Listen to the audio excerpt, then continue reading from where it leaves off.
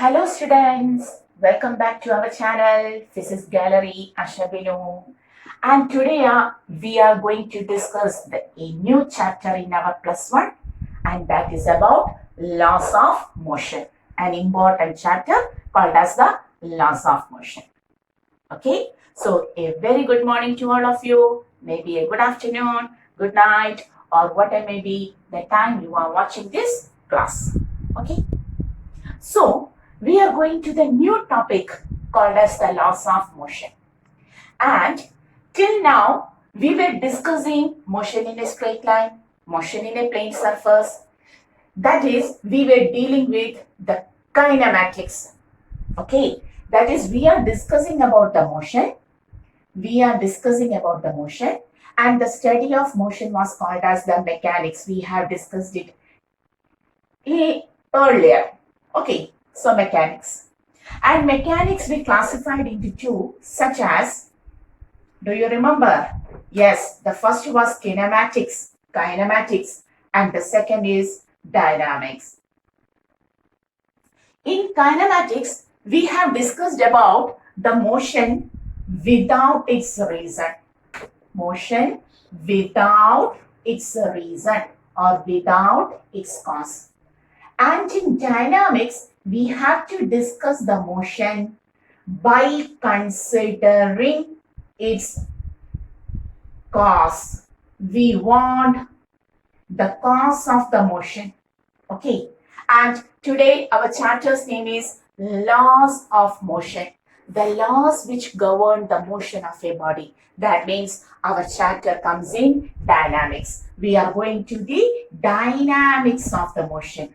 Okay, we are now going to the dynamics. We are going to explain why the motion takes place so, why the body is at rest now, why the body is continuing its uniform motion, or why the body is accelerating when the body accelerates. Okay, that is, we are going to the reason of the motion of a body.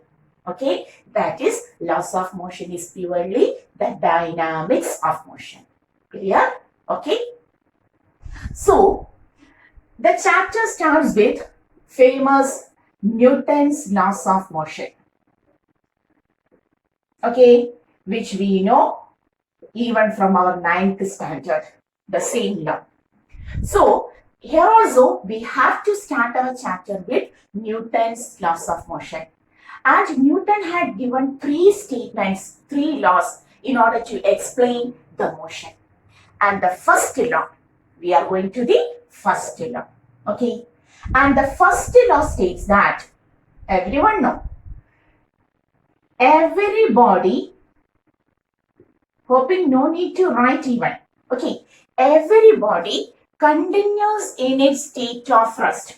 Every body continues its state of rest. State of rest.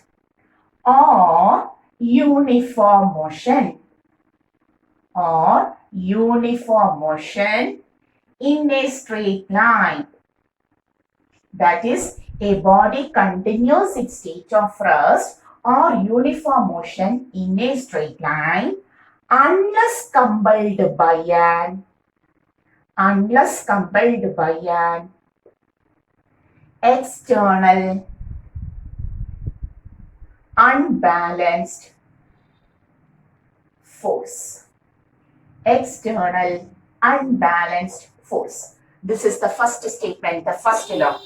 Every body continues in its state of rest or uniform motion in a straight line. That is, a body at rest continues the state of rest. A body in uniform motion in straight line, that is, a body moving with a constant velocity in straight line, continues its velocity in the same direction with the same magnitude unless compelled by an external unbalanced force. That is, the body will continue its state of rest or uniform motion in a straight line unless compelled by. If there is no external unbalanced force, then the body will continue its state. If there is an external unbalanced force, that is, if there is a net force, what is this external unbalanced force means? That is the net external force. If there is a net external force acts on a body, then that body doesn't continue its state of rest or uniform motion along a straight line. Clear? So a body continues in its state of rest or uniform motion along a straight line unless compelled by an external unbalanced force. Okay, that is, if there is no force acting, if there is no force, at first we will write, if there is no force, the net force acting on a system is zero, on a body is zero, then it continues the state of rest as rest itself. It continues the state of uniform motion in straight line as the same thing, the uniform motion in straight line. This condition changes only when a force acts on it, if there is an external force. Clear?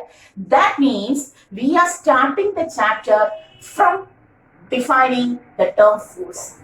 Throughout this chapter, throughout the dynamics of motion, we have to discuss about the force. That is, the dynamics deals with the force acting on a body. Clear? Okay. So, at first, we have studied the kinematics, where we have discussed the motion without any cause as straight line and motion in a plane. And now we are discussing the laws of motion, which is the dynamics of the motion. And now we understood, that is, by defining the first law of motion itself, we have understood throughout this dynamics, we have to deal about the net force acting on the system we are considering. Okay, clear? So everyone know what is the first law of motion, which is also called as, the first law is also called as first law, also called as the law of inertia. Law of inertia. Now tell me why this first law is also called as inertia.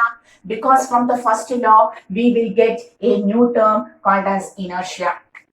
Here we defined a body continues in its state of rest or uniform motion along a straight line. That means a body has a tendency to continue its state of rest or uniform motion. That is, whatever may be the state it is now, it has a tendency to continue that state. And that tendency to continue the state is called as, the tendency to continue the state of rest or uniform motion is called as the inertia. It is called as the inertia. So how can we define inertia? Inertia is a term, a physical quantity which we obtain from the first law of motion. Okay, inertia is that quantity which tries to continue the state of a body, either at rest or in uniform motion. The tendency of a body by which it tries to continue its state. Clear? And inertia are of different types. If the body is at rest, it has a tendency to continue the state of rest. That is called as the inertia of rest. You have to write inertia of rest. If the body is in uniform motion along a straight line, then that body has a tendency to continue the uniform motion in that straight line with the same speed, same direction, same magnitude. If the body has a tendency, or if the body is moving in a particular direction, then that body has a tendency to continue that direction, which is called as the inertia of direction. And if a body is rotating, then it has a tendency to continue its rotation, which is commonly called as rotational inertia. Can you see the board? Rotational inertia, and sometimes also called as moment of inertia. Okay, so inertia are of different types. There are different types of inertia. Inertia of rest, inertia of motion, inertia of direction, and rotational inertia, which is also called as moment of inertia, because moment means turning. Rotation, turning. That's why that rotational inertia is also called as the moment of inertia. Moment means turning effect. Okay, we will discuss it in detail in another chapter called as the rotational motion. Clear? So from the first law itself, we got the definition of inertia. So what is inertia? It is the tendency of a body to continue its state. State of rest, then that is called as the inertia of rest. the tendency to continue the state of uniform motion in a straight line, then that is called as the inertia of uniform motion. The tendency of a body to continue a specific direction, then that is called as the inertia of direction. And the tendency of a body to continue the rotational motion of a body is called as the rotational inertia or moment of inertia. Okay, clear? So, from the first law itself, we got a new term called as inertia. And the other speciality of inertia is that it is the measure of mass of a body. That is, greater the mass of a body, greater will be its inertia, tendency to continue the state. That is, suppose this pen is kept on my hand. When I provide a very small force, external force, it will be displaced from here. That is, by providing a very small force, we have changed the state of inertia, the state of thrust. Okay, suppose a large block, a huge block is kept on my table, on your table, and if the same force providing on the force provided on the pen, whether it is sufficient to displace a large block kept on the table? No. Since the block is large, its mass is large, its inertia to continue the state is large. So greater the inertia, greater will be the mass. Otherwise, we will say greater the mass of the body, greater will be its inertia. Therefore, we can say inertia is the measure of mass of a body. Inertia is the measure of mass of a body. Okay, clear? So what we have discussed now, we were discussing about the first law. From the first law itself, we understood throughout the dynamics of motion, throughout the laws of motion, we have to discuss about the force. So we started with the first law of motion, which is also called as law of inertia, and everyone know how to define the first law of inertia. Everybody continues in its state of rest or uniform motion along a straight line unless compelled by an external unbalanced force. That is, if the net force acting on a body is equal to 0, we can say the body will continue. It will continue the state of rest or uniform motion. You have to specify the uniform motion along straight line. Okay. Clear? Okay. And now we got a new term related to this topic, that is called as inertia. Tendency to continue the state of rest or uniform motion. Whatever may be the state, to continue that state is called as the inertia, and inertia is the measure of mass of a body. Greater the mass of a body, greater will be its inertia. Inertia are of different types: inertia of motion, inertia of rest, inertia of uniform motion, inertia of direction, and also rotational inertia, which is also called as the moment of inertia, that we have discussed. Clear? Once more, inertia of rest. Okay, inertia of, you know the examples for these, each of these cases. Inertia of uniform motion, inertia of direction, and finally inertia of rotation. Rotational inertia, or which is also called as the moment of inertia. Very important, all this. But we have to discuss about this rotational inertia only in another chapter. The chapter's name itself is rotational dynamics, the dynamics of rotational motion. Okay, so now we know all of these terms.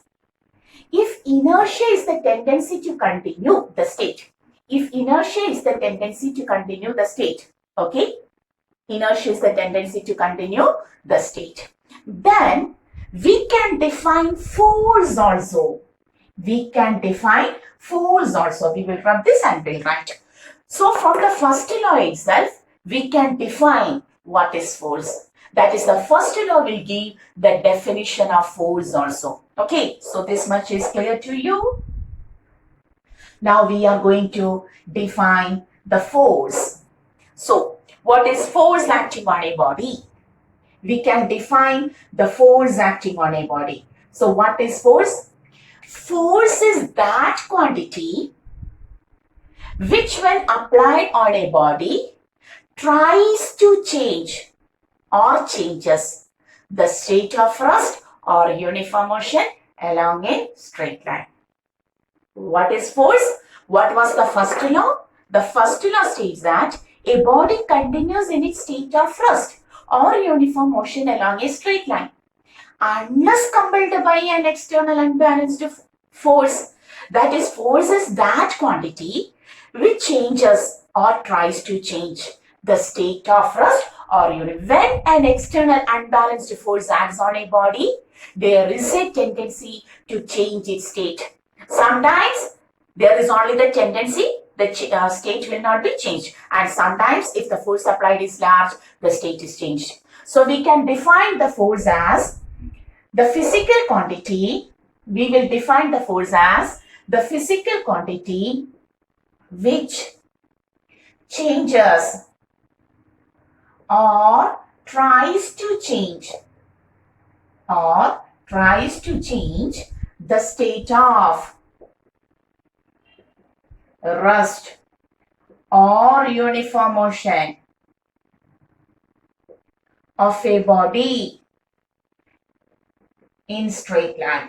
So how can we define the force? Force is that physical quantity which changes or tries to change. If I pull this board which is hanged in the wall, whether I am providing force? Yes, I am providing the force. But whether the body is moving from its state of rest? No.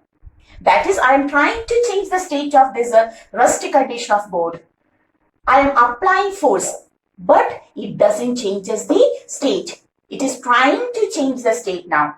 But when I provided a force on this pen, it displaces from its state of rest. That means this force changes the state, but this force is trying to change the state. That is, when a force is acting on the body, it is not at all compulsory to change the state. It tries to change the state also. So force is that physical quantity which changes or tries to change the state of rest or uniform motion in a straight line. Okay. And this force is a very, very, very important concept in physics. Therefore, the force are classified into different types, not in the mechanical topic itself. Force is a very important physical quantity in physics. The force, that is a general topic, not included in this. We are generally saying the force is classified into several types. The first one is non-contact force. Non-contact force. The second one is contact force.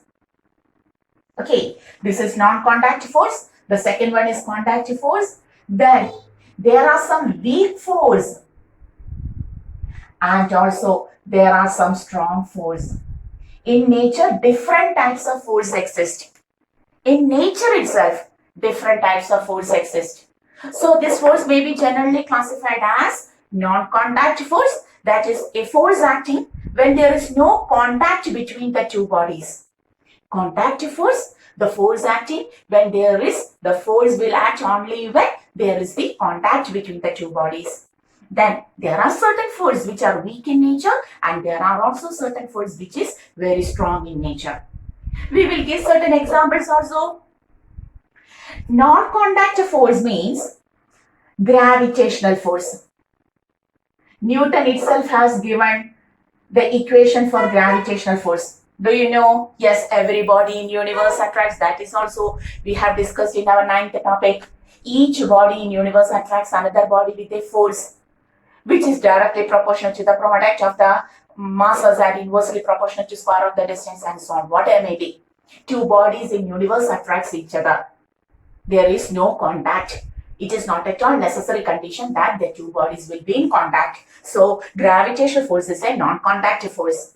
Then we can say electric force or electrostatic force. The force between two charges, plus Q, minus Q, plus charge, minus charge. There is not at all any contact there, even though there is force of attraction between two charges. Okay. Then we can say magnetic force. Magnetic force is also a force where there is no contact. Contact is not at all necessary. So these are examples for non-contact force. And there are some other force which acts only when there is contact. The first one is normal reaction. Normal reaction. Do you know what is normal reaction? That is, suppose a boy is standing on a floor. Okay, a boy is standing on a floor. The weight of the boy acts on the floor. That is, when I stand here, my weight acts on the floor. If there is only my weight, what happens? I fell down. If there is no other force which balances my weight, I will fall down. Okay, just like this. Now the weight of this pen is balanced by the force provided by my hands. When I release my hand, what happens? Due to the weight of the body, weight of the pen, it fell down. Okay. Similarly, when a body or a boy is is standing on a floor, his weight acts downward. Then the floor provides a force to the ball. The floor provides a force to the boy in opposite direction to his weight. And this force is always normal, perpendicular to the floor. So this force provided by the floor on which the boy is standing, which is normal to the floor, is called as the normal force. Okay. And this force acts only when the boy is standing on the floor, when the block is kept on a surface. Okay, that is, the normal reaction acts only when there is a contact between two bodies. Clear? So normal reaction is a contact force. Then the tension in a string. When we take a string, the tension in a string. Now we are going to take a string. It is hanged in the ceiling from one end, and a block of mass is kept on the other, tied on the other end. Now the weight of the block acts downward. If there is only weight, it falls down. But now it is hanging in a stretched condition. Why? Because the string provides a force called as the tension. The force provided by a string is called as tension. This tension acts, what is tension? It is a force provided by a string, is called as tension, and this tension acts only when the block is in contact with the string. If there is no block, whether the string is in the stretched condition, it will be in just a slackened condition like this. Okay, it is in the stretched condition only when the block is kept on it like this. The block is hanging, so that now the weight of the block acts downward and the string contains a tension in the upward direction. Okay, the string contains a tension in the upward direction, and note the tension is always out of the point. This is the point now, and the tension acts always out of the point.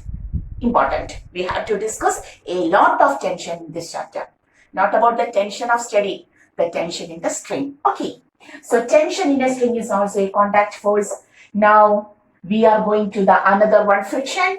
Do you know about our friction? Yes, friction. It is also a force which comes only when two bodies comes in contact. So these are certain examples for contact force. And weak force means it is the force that acts in interatomic level. That is van der Waals force. You will study it in your chemistry also in detail. Physics also contains van der Waals force, no, but only to a very small limit. Van der Waals force. Interatomic force. Okay. Not a mechanical force, but also it is a force. force in nature. And what about the strong force? Strong force, nuclear force, that is the force which bind the protons and neutrons inside a nucleus. Very strong force, that is called as the nuclear force. So in general, the force in nature are classified as non-contact force, contact force, weak force, strong force. Okay, one by one you have to write this important topic.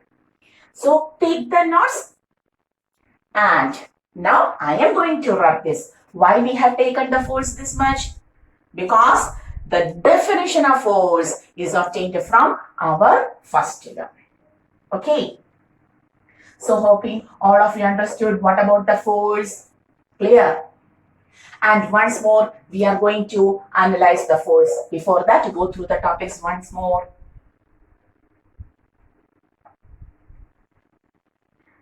Okay.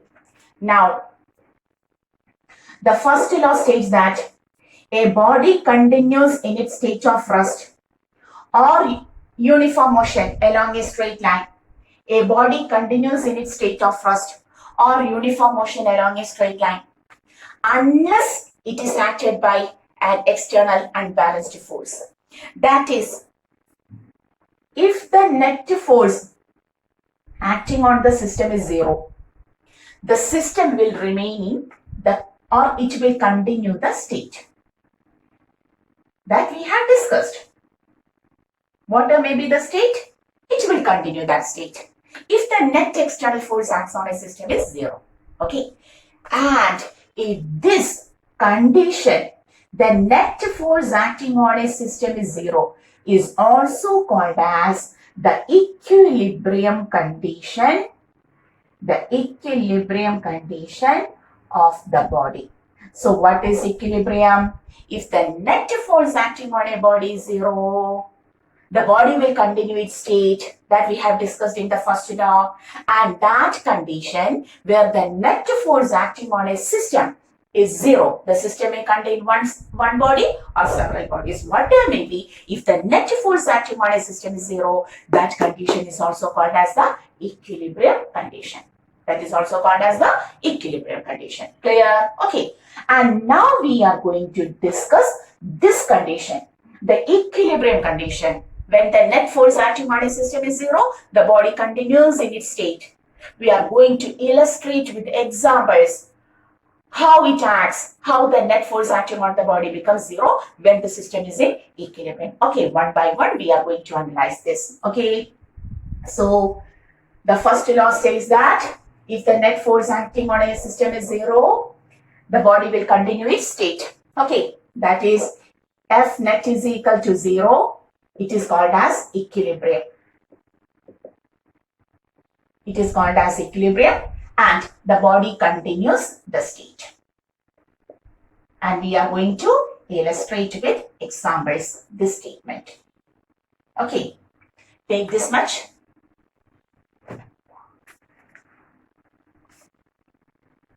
That is the first example. We are going to the first example.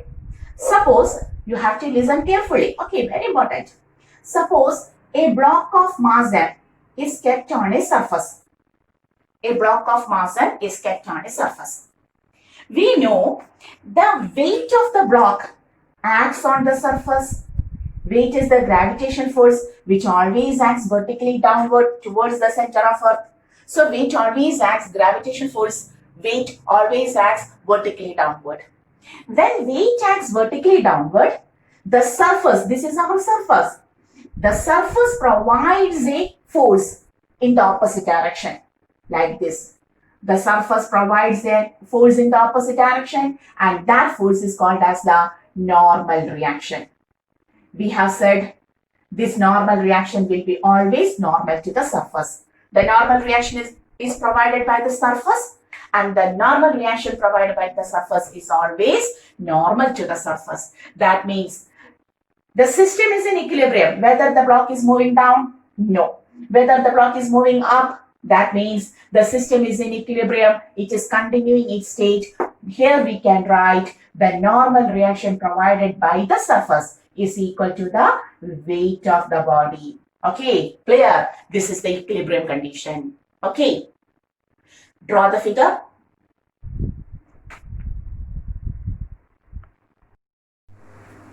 Clear? Now, this was the first case. Now we are going to the second example. Let us look on the second example of the equilibrium condition. That is,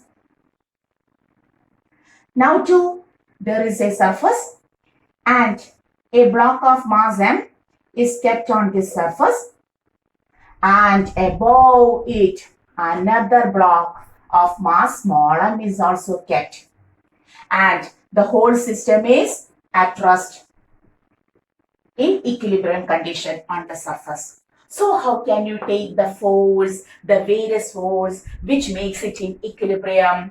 Okay, let us.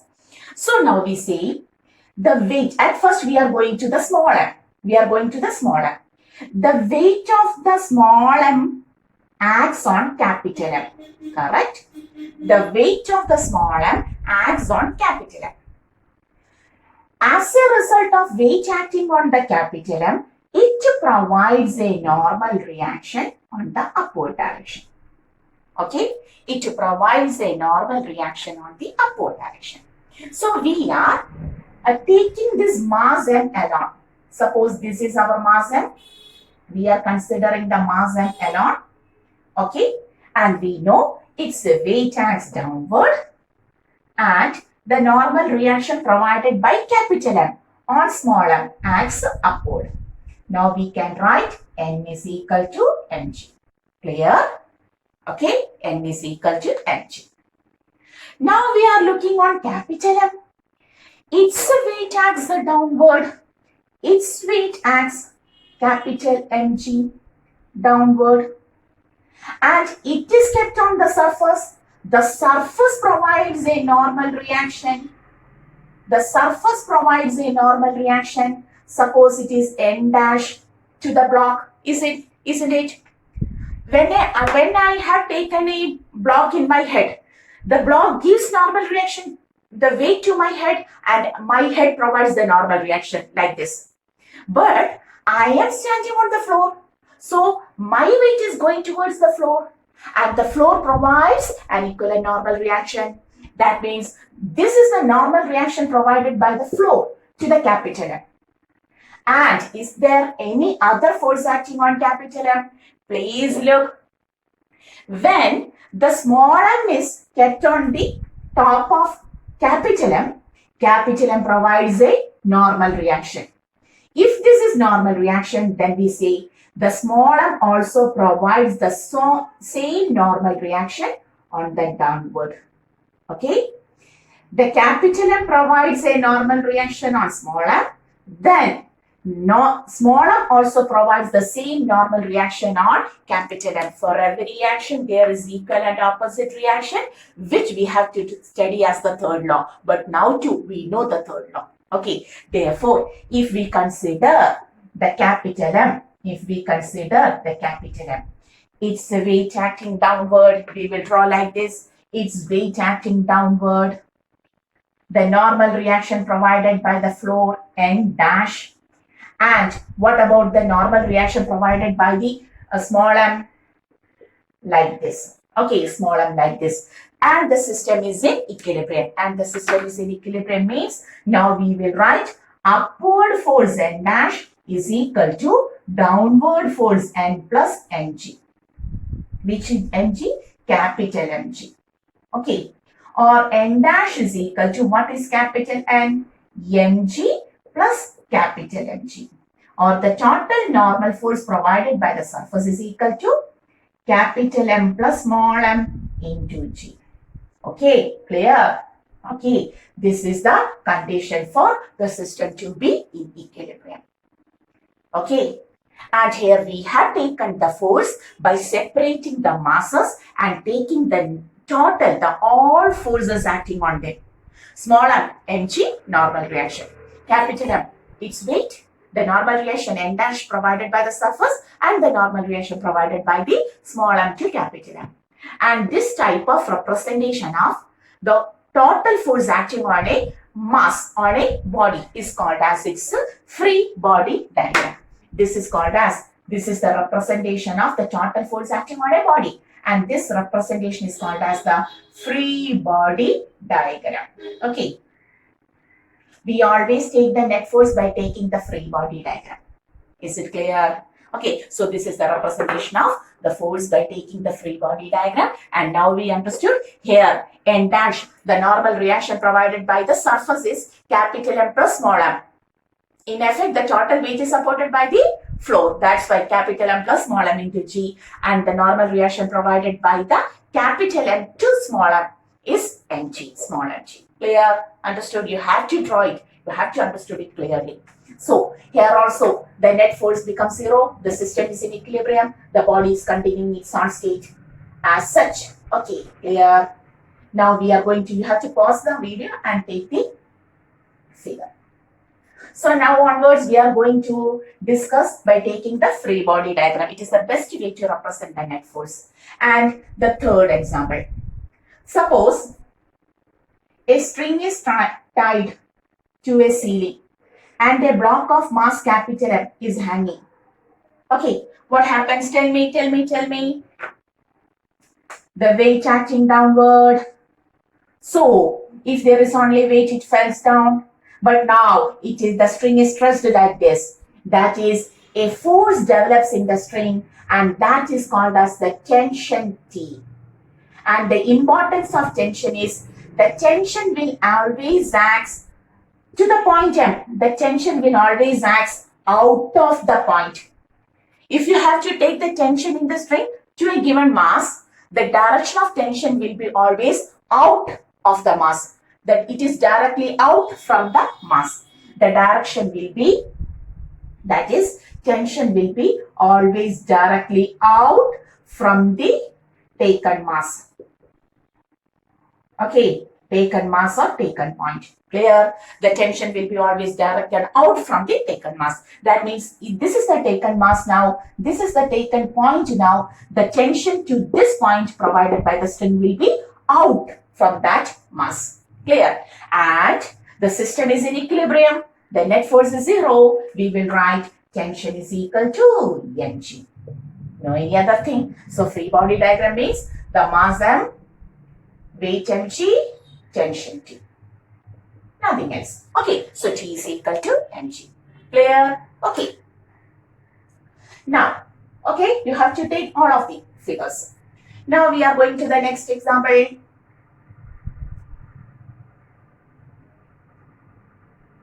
The fourth one. The same ceiling, string of mass 5 kilogram, then another string of mass 2 kilogram. Okay. The question is, find here, the question is there, find the tension in each string. The question is, find the tension in each string. How many strings are here? How many strings are here? There are 2 strings. The first string, which is directly connected to 5 kilogram, and the second string, which is directly connected to the 2 kilogram. Okay. Whether the tension in this string and this string are same. When the string changes, the tension also changes. For a given string, if the string is single, the tension will be same. If the string is different, the tension will be different. And I am taking the tension in the first string as T1 and this as, or this as T1 and this as T2. Okay. So take the free body diagram. Free body diagram of mass 2 kilogram. What do you see? The weight of the body 2g, weight of the body mg, which is equal to 2g, acts downward. And the tension always to this point 2 kilogram, the tension is outward. So the tension 2 kilogram, tell me T1 like this. And how to write? Now we will write T1 is equal to 2g. Acceleration due to gravity is 10. I am taking it as 10. So 2 into 10, 20 Newton. So what is T1? T1 is equal to 20 Newton. Clear? Similarly, draw the free body diagram of the 5 kilogram mass. This is the 5 kilogram mass. Okay. What about its weight? Tell me. What about its weight? Its weight is acting downward. 5g, mg becomes 5g. The tension T2 upwards. Correct? And this string, clear? So T2 acting upward, we know that, from the point to outward. And what about the direction of T1 for phi? For phi, this is the string. The string is given like this. And from phi, T1 is like this. From phi, T1 is like this. Correct? For 2 kilogram, T1 is upward, out of the point. But for 5 kilogram, the same string is connected to the 5 kilogram also. So for 5 kilogram, T1 out from 5, that is T1 is like this. And the system is in equilibrium. That means we have to write the net force to be 0. Now T2 balances both T1 and 5T. Okay, T2 is equal to T1 is equal to 20 Newton plus 5 into 10, 50 Newton. T2 is equal to 17 Newton. So what is the tension in the second string? T2, 70 Newton. What is the tension in the first, this string T1? 20 Newton. Clear? Clear? What is the specialty of tension? It always acts from the point to outward. When we have taken 2 kilogram, outward. This is outward direction. For the 5 kilogram, the string is outward. So T1 acts downward for 5 kilogram. T1 acts upward for 2 kilogram. T2 acts upward, out. From that point, out. Clear? Okay, tension is always taken out from the given point. Clear? So this is the tension in each string. Hoping you understood. Now, find the tension. Next, the same question. Find the tension. If the system is in equilibrium, find the tension. Like this, the fifth question. There is a ceiling like this. This is 45 degree. A block of mass 4 kilogram is hanging. Okay. The question is find the tensions in each string if the system is in equilibrium. If the system is in equilibrium. The condition is equilibrium. Okay. So how to take? Okay. So we are going to consider the free body diagram of this point O. So the point O, the free body diagram of the point O. The weight acts downward. 4 kilogram weight acts downward. 4g, mg. Okay, then there is a string which is attached to the ceiling like this. I am taking the tension as T1. And another string is attached to the ceiling like this, making this angle 45 degree. I am taking it as T2. And here the string is T3. Okay, so there are 3 strings. First one, this one, T1. Second one, T2. And the third one, T3. Okay, clear? And what about T3? Take the 4 kilogram mass alone. It's 4 kilogram. Its weight 4g downward. And the tension T3 now upward. 4g downward, tension T3 upward. We can write always tension is out from the point. T3 is equal to 4g, 40 Newton. 4 into g, 10, 40 Newton. Correct. And the same T3 for the point O is downward. So from the point O, tension down, out of the point. That is tension T3 is like this. And we know tension T3 is equal to 40 Newton. Okay, T3 is equal to 40 Newton. We know that from this point. And what about the S? The system has to be in equilibrium. So T1 is towards the x-axis, but T2 is inclined. Now we have to resolve T2 into 2. Do you know how to resolve? Go to the topic, vectors, motion in a plane surface, physics gallery, Ashavinil, you will get the value. So this is T2. If this is angle, so this is T2. If this is angle 45 degree, this is also 45 degree. Now I will write T2 cos 45 for this side and T2 sine 45 for this component. That is, now T2 has to be resolved. Do you know how to take resolution? You have to go to the topic vectors, the resolution of the vector, motion in a plane surface, physics gallery, Ashna video. There we have discussed the resolution of a vector in detail. Okay, without vectors we cannot go to the physics numericals. So T2 is resolved into T2 cos phi in this that is the component which is nearer to the angle, cos component, and the component which is opposite to the angle, sine component. Now there is no T2, only T2 cos phi, cos 45. Now we can write T2 cos 45 is equal to T1, balanced. And T2 sine 45 is equal to T3. Okay, and T3 is equal to, now here we have to write just T3 alone. T3. T2 sine 45 is 1 by root 2 is equal to T3. T3 is equal to 40 Newton.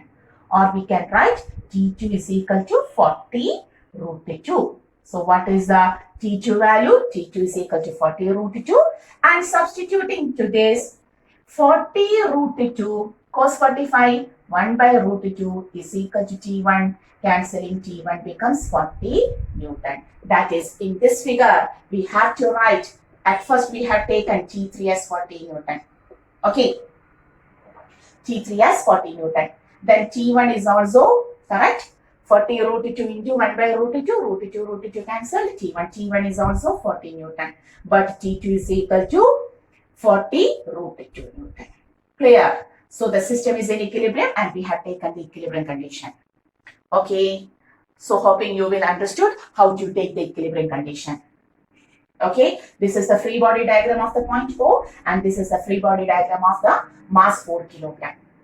Okay, pause the video and take the notes.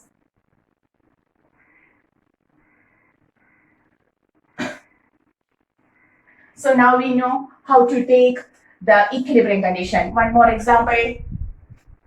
Very fast, very fast. Suppose there is a ceiling like this.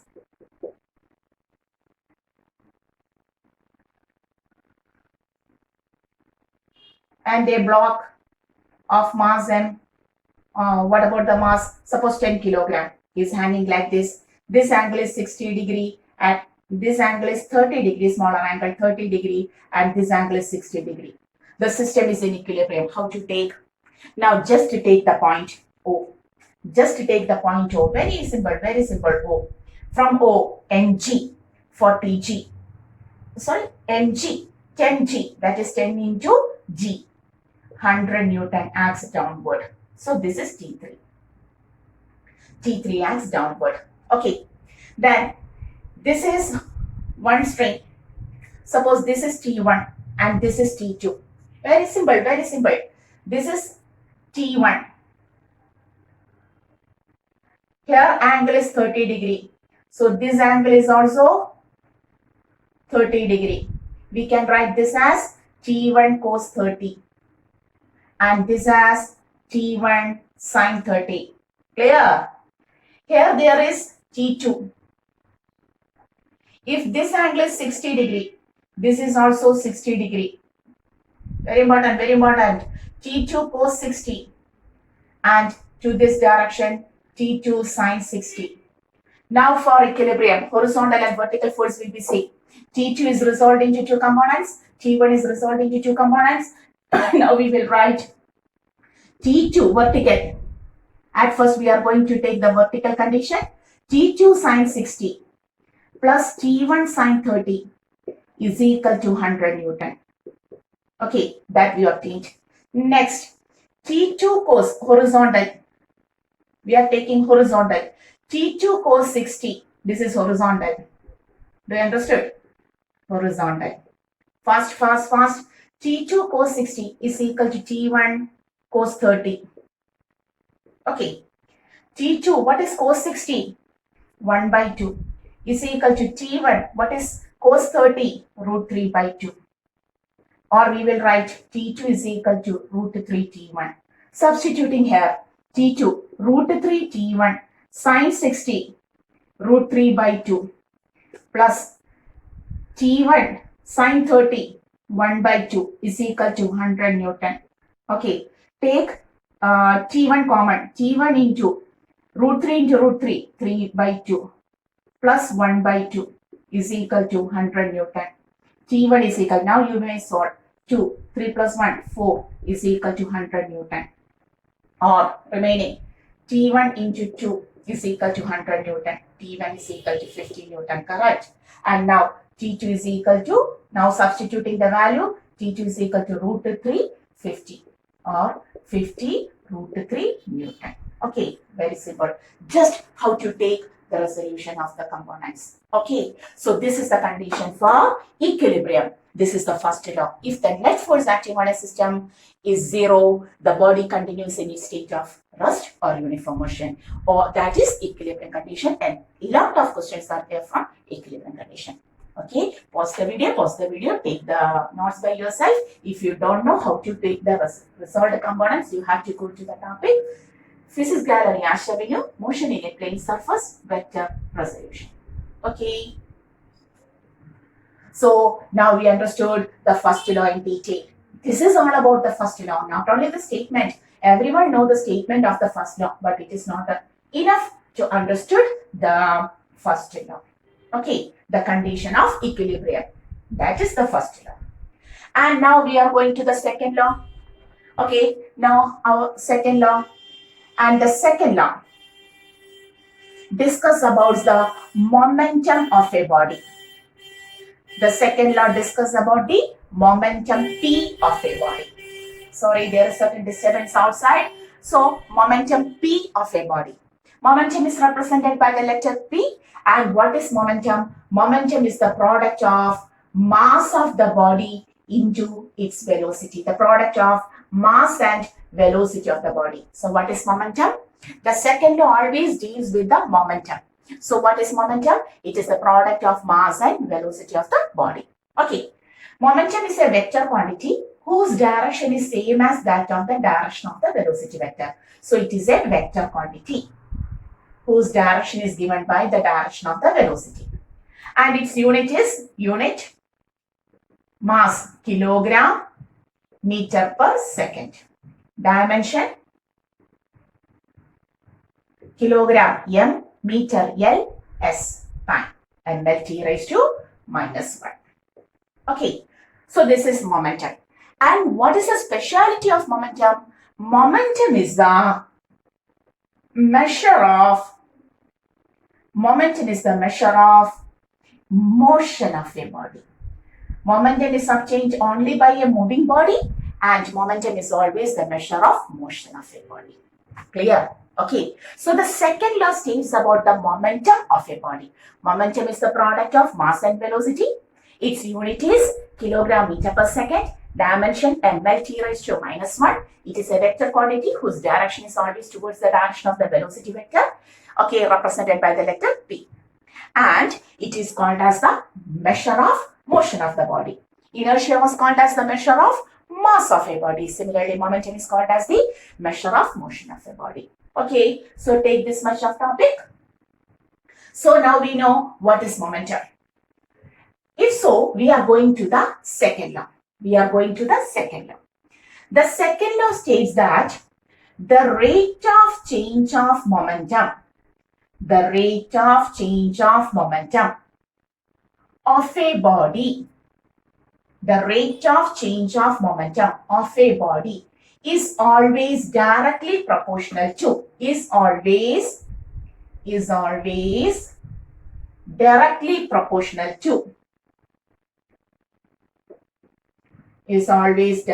proportional to, the applied force. It is always directly proportional to the applied force, and takes place in the direction of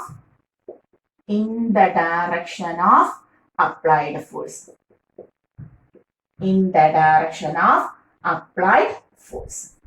So what does the second law states? Important. The second law states that the rate of change of momentum of a body, that is dP by dt. Okay, the rate of change of momentum. The rate of change of momentum dp by dt is directly proportional to the applied force, the external force, and takes place in the direction of the applied force This relation is called as the second law. The rate of change of momentum of a body is directly proportional to the applied force and takes place in the direction of applied force. When we convert the proportionality, we will get a constant k into dp by dt, but in SI, k value is equal to 1. Therefore, we will write the value of k in. When we convert the proportionality, we got a constant. The k value is 1. So, F external is equal to dp by dt. This is the second law. Very simple. You know the law from your 9th class also. Okay. Now we are going to, is there any doubt? Not at all. Now we are going to take the several cases. First one. Suppose mass of a body during its motion is constant and the velocity continuously changes. What happens? When a body moves, its mass remains constant but the velocity continuously changes. There we will write F is equal to d by dt of what is momentum? mv. Mass is constant, so we have to take dv by dt. M into what is rate of change of velocity? Acceleration. Now the force becomes F is equal to ma, the first equation. Okay. So the force becomes ma when the mass of the body during motion remains constant, and normally that happens. Velocity continuously changes. But in sometimes velocity remains constant and mass changes. When a rocket propels, for example, rocket propulsion. Okay, when a rocket propels, its velocity remains constant, whereas the mass changes. F is equal to d by dt of mv. Now, velocity constant, mass changes. That is, the equation for force becomes F is equal to v into dm by dt. Okay, important.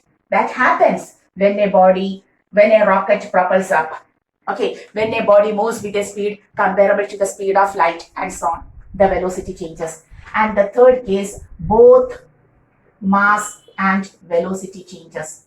When both mass and velocity changes, then the equation F is equal to d by dt of mv becomes mass changes, velocity changes. But we can never take both change together. Therefore, we have to take, here we will write. Okay, there is no space, so I am writing for the third case, F becomes m into dv by dt. At first, you have to take mass constant, rate of change of velocity. Then, you have to take velocity constant, rate of change of mass. Product rule. This is called as the product rule in maths, not in physics. Okay. So, if both mass and velocity changes during the motion, then what happens? You have to take the both change by taking the product rule. This rule is called as the product rule. That is, mass changes, velocity changes. In order to take the total change, at first you have to take mass constant, rate of change of velocity. Then you have to take velocity constant, rate of change of mass, and taking the sum is called as the product rule, and that will give the total force. Okay, so we always say F is equal to ma, F is equal to ma, but F is not always equal to ma. That is only one condition of force where the mass of the body remains constant during motion and its velocity changes. Okay, that means the second law states that the rate of change of momentum of a body is always directly proportional to the applied force and takes place in the direction of applied force. F proportional to dp by dt. On changing the proportionality, there is a constant, but in SI system, constant k is equal to 1. So the equation becomes F external is equal to dp by dt. This is the basic equation for force. And we have given special cases, several cases. The first case where mass constant, velocity changes, m into dv by dt becomes ma. The second case where velocity constant, mass changes, for example, rocket propulsion, a body moving with a speed comparable to the speed of light, and so there mass changes velocity constant v into dm by dt, and sometimes both the mass and velocity changes during motion. In such a case, you have to take the independent change and then add it, m into dv by dt plus v into dm by dt. Clear? So today we have discussed up to the first law and second law. We have to go to the numericals of second law also, and that will take it in the next class. And today we are winding. Before the next class, you have to thoroughly understood the dynamics of motion up to this much. Okay, so till the next class, okay, see you. This is our channel Physics Gallery, Asha Binu. Okay.